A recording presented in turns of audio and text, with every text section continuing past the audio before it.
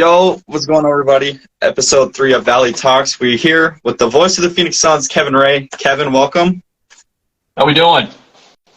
I'm pretty excited for this one. Actually, I'm actually really hyped for this one. I mean, it's kind of crazy. You know, I listen to you on TV a lot. Same with a lot of Suns fans, and you're here. It's crazy. I'm excited to talk hoops, and I'm sure everyone else listening and tuning in is excited as well. So let's get to it. Always happy to talk hoops for a few minutes with the diehard, passionate Suns fans. Respect. So, first off, really huge. I did my research before. 20 years with the Suns almost, right? 19 years? Yeah, I mean, 20 plus if you throw in my time doing the radio pre and post game. So that dates, pre 2000. So I've been around the block a couple times.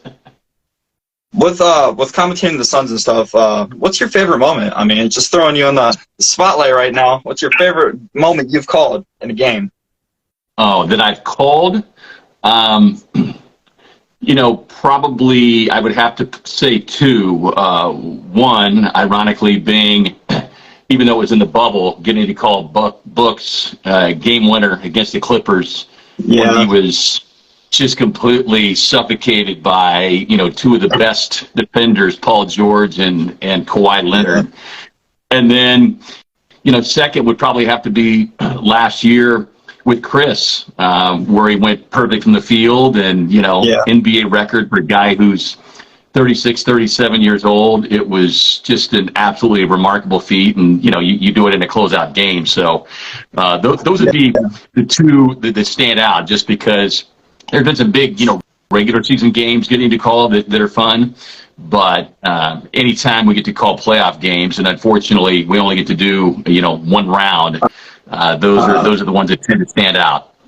Yeah. Are you guys doing, which round are you guys doing this year? The first round?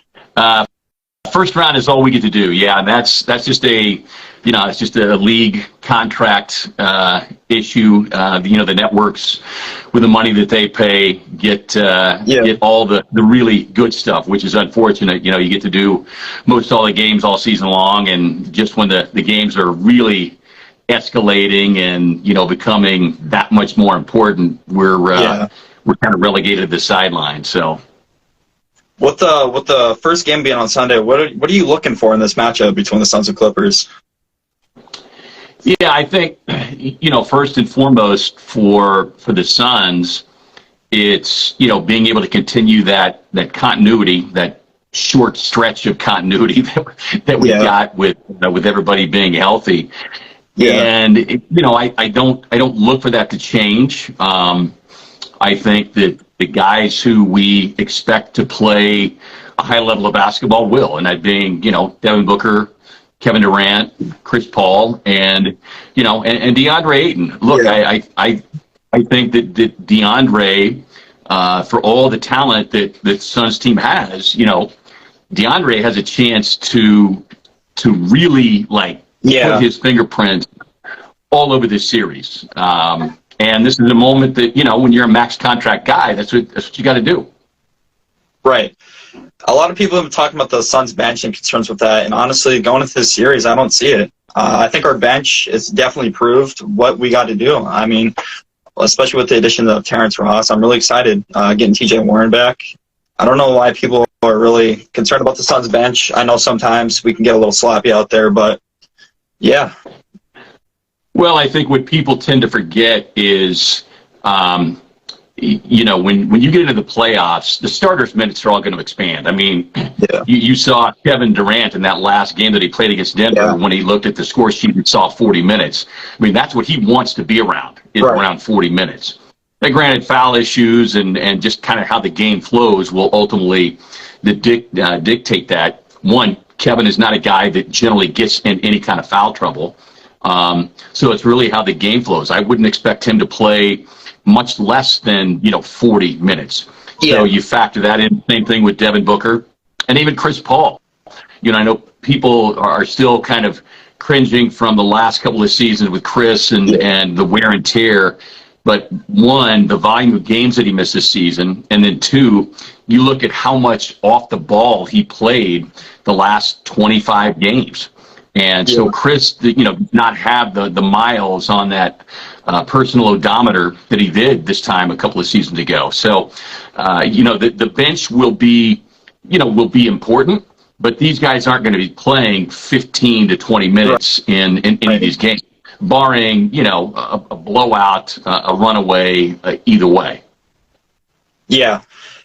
Since we're on the topic of Chris Paul has, just have to throw this out there, he's been really good in closeout games. For example, the Western Conference Finals in LA, and then the Pelicans one. I mean, I think that's the thing people tend to forget is Chris Paul. I mean, everybody looks at Book and KD, and they just throw out Chris Paul. I mean, he's 38, I think. Is he 37, 38? He's around there? Yeah.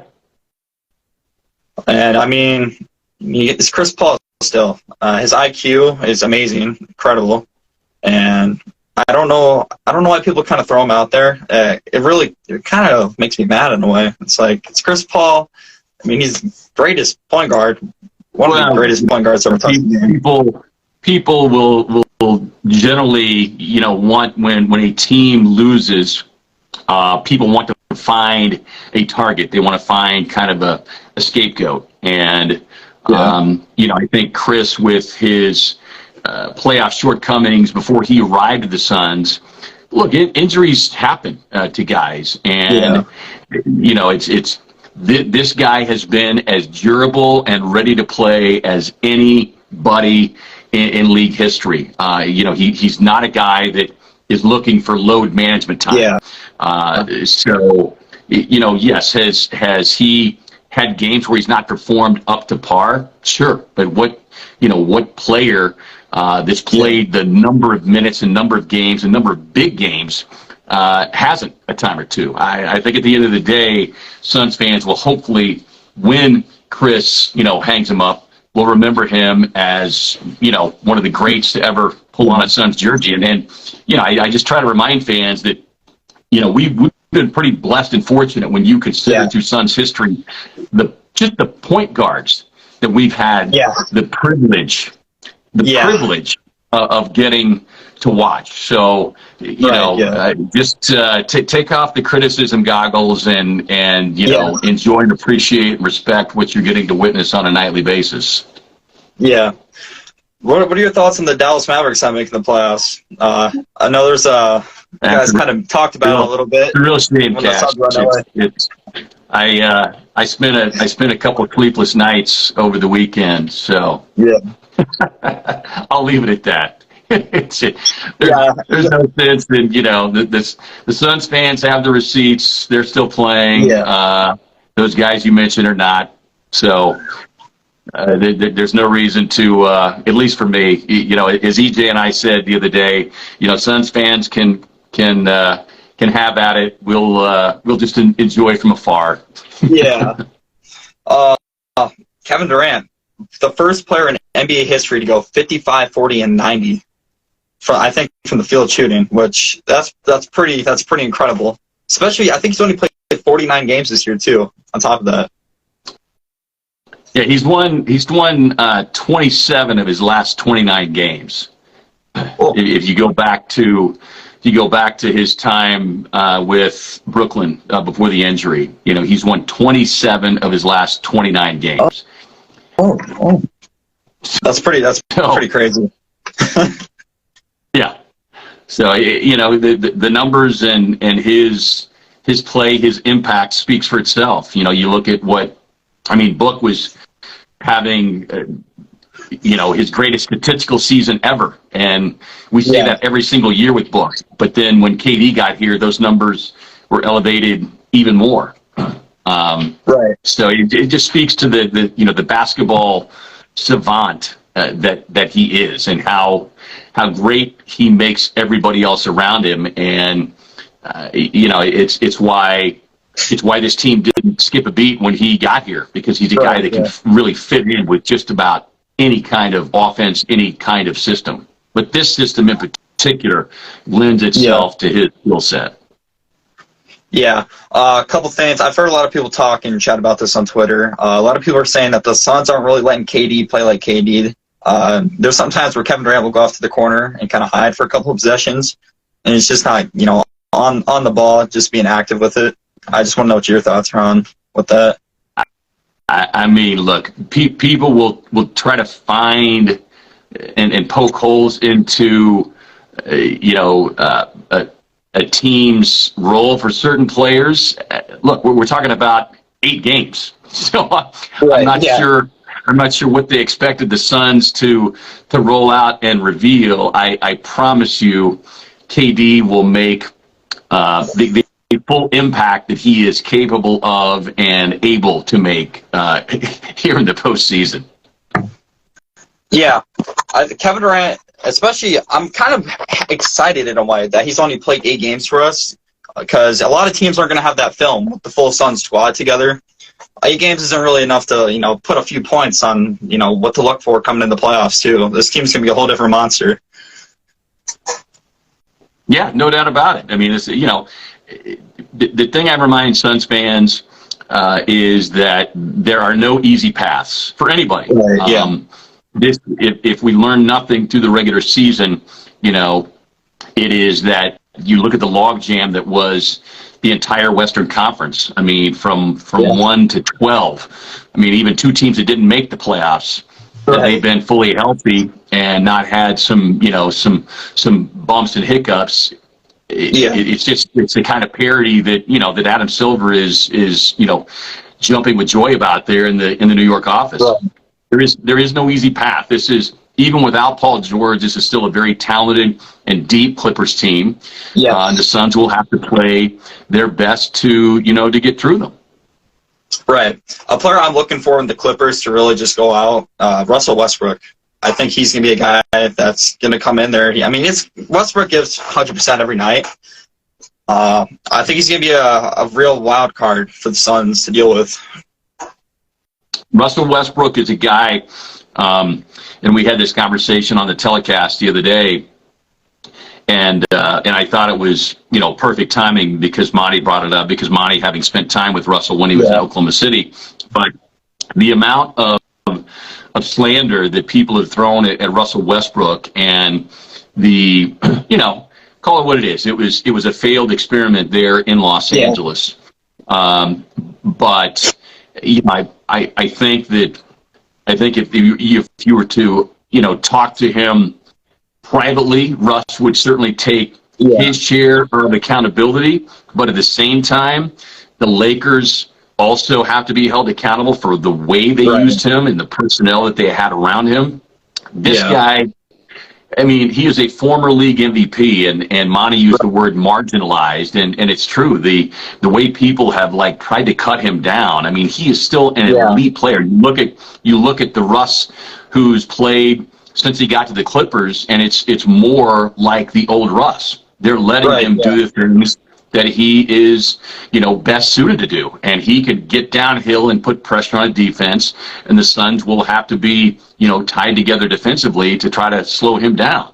Russ, and then, the 2 other guys that you've got to, keep a handle on, Norman Powell coming off the bench, very explosive offensively, and, Eric Gordon. Eric Gordon, a little bit like what we were hoping, and we've seen a few glimpses of with Terrence Ross, a guy that can, drop 7, 8, 9 threes in the course of a game. Right. I was actually kind of sad the Suns. I was looking for Eric Gordon to get traded to the Suns, but we got Kevin Durant. And that's we'll take that. What was your reaction to KD being traded? Just curious. Well, I think at the timing of it, I was stunned only because I felt like that ship had kind of sailed with the talk in the off season, and I guess I didn't expect him once Kyrie left, because I thought there for a while there was a chance that Kyrie might wind up in a Suns uniform. Yeah, me too. Just because he like a number of other guys wanted to play with Devin Booker, but I guess I just didn't count into the conversations that Kevin had with the Nets ownership, in the sense of if this thing starts to fall apart again for the 3rd time, then I'm out. And you know, it was apparently a conversation that had taken place, you know, months before. And yeah, I was as stunned as anybody. It was tough and heartbreaking. I was like all the other Suns fans to see Mikal and Cam go. Two just wonderful human beings, two great, you know, immensely talented players, Mikal especially.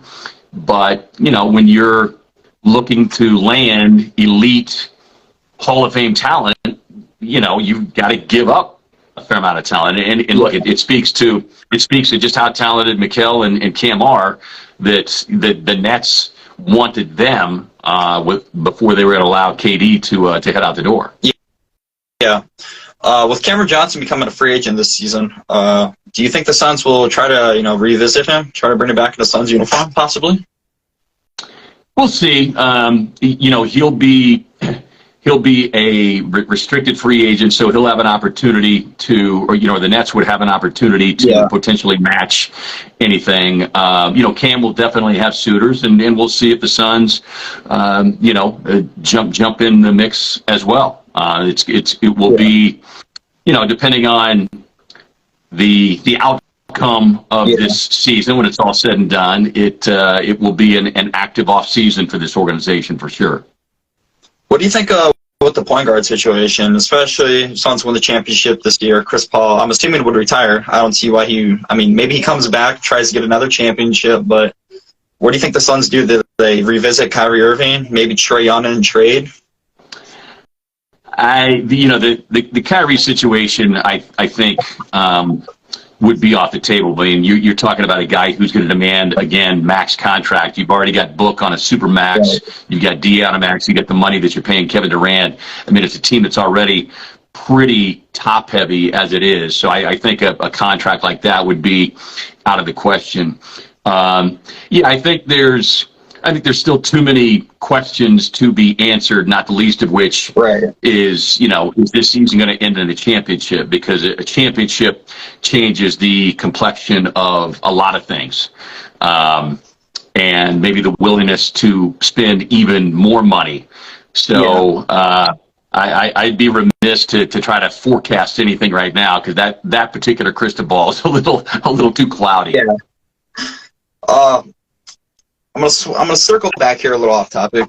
What has been your favorite era of the Suns to call? You called, of course, early 2000s with Steve Nash, and the dark ages with Dragic and Bledsoe, Barbosa, and then you got this era. What has been your favorite to call so far? Well, I think, you know, for me, I was just doing the pre and the post game show back in the Nash era, so you know, but there was nothing like Nash and Stat and the Matrix, that group, Raja Bell. Raja was always one of my favorites. So that's just such an impactful, fun, memorable time. But, you know, for me now, getting to do the play-by-play and watching Devin Booker come in as a young 18-year-old and basically plant his flag here, it's been a joy to watch him grow personally, professionally, but really, you know, wrap his arms around the organization, but more so the city. So that's what really kind of stands out for me. And, you know, watching this team get through the bubble, and then the next year get on to the finals, and, you know, hopefully we'll be able to put a ribbon on it here this season, and send our man and my dear friend and colleague Al McCoy out the right way. Yeah. So one of the many reasons I want the Suns to win a championship this year personally, because I think Mikal and Cam have an option to get a ring since they're a part of the team, and then Al McCoy. Shout out to Al McCoy. Yeah. So yeah, most definitely. With aspiring play-by-play commentators, what was your journey like, and what tips would you give them?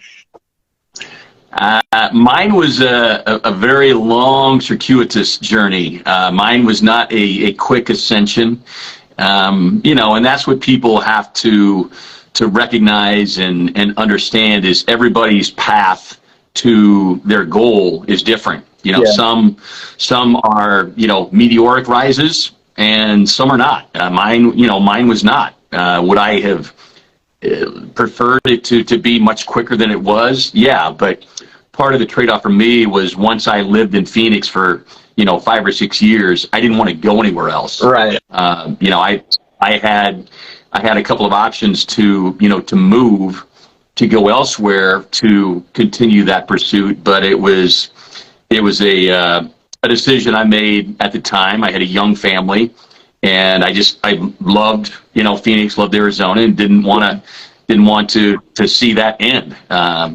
So you make sacrifices and you continue to try to carve your way out. But as I look back, I wouldn't trade any of it. Because I've made so many great friends and had so many great colleagues along the way, people who have helped me.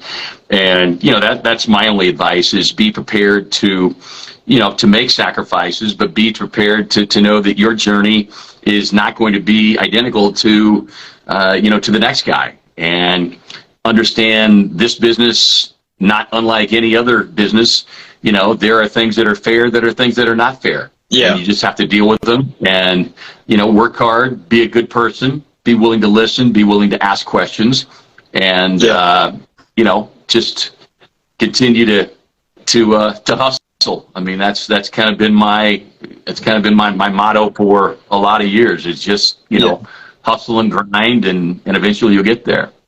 A lot of people might not know this, but you actually did some stuff for the Cowboys, if I'm correct, right? I still do. Yeah, I do the national radio play-by-play for the Dallas Cowboys. Oh. So, yeah. So wrapped up. I'll be going into my 11th year in doing the Cowboys broadcast. So, it's as I say, I'm living a dream come true. Getting to do NFL games and NBA games, and it makes for a crazy, wild travel schedule and limited sleep schedule from October to mid-January. But that's what you shoot for. So it's all good. Are you a Cowboys fan, actually? Well, when you do the games that long, and you're doing every single game preseason, you tend to find yourself cheering for the team. Compass Media Networks is actually who I do the games for. But the Cowboys are the only team that have their own exclusive national radio broadcast. So, like the Suns, I've made a lot of, close contacts and a lot of, dear friends and colleagues now over the last 10, 11 years. So it's been great. And so, I'm definitely a Cowboys fan, but, cheer for all the hometown teams here in Phoenix as well. I enjoy seeing the Cardinals do well, when they're not playing the Cowboys, and same thing for all the other sports teams here in town. Yeah, I was gonna give you a little crap. I'm a Giants fan myself, but the Cowboys. It's all good. You got a little playoff flavor this year, so you're on the move up. Yeah, but I think that'll do it. Appreciate you coming on the podcast, Kevin. I really do appreciate it, taking time out of your day. I know you have a really tight schedule, so yeah. Yeah, thanks for the invite, my man, and let's hope we're talking again in late June about a certain trophy that we're all pouring champagne over at some point. Right. All right, guys, that will conclude episode 3 of the Valley Talks podcast. Make sure to go use my code SWW at coco5.com for 20% off all your orders. So appreciate you, Kevin, once again. Thank you guys for watching. I'll see you guys in the next one. Take care, my man.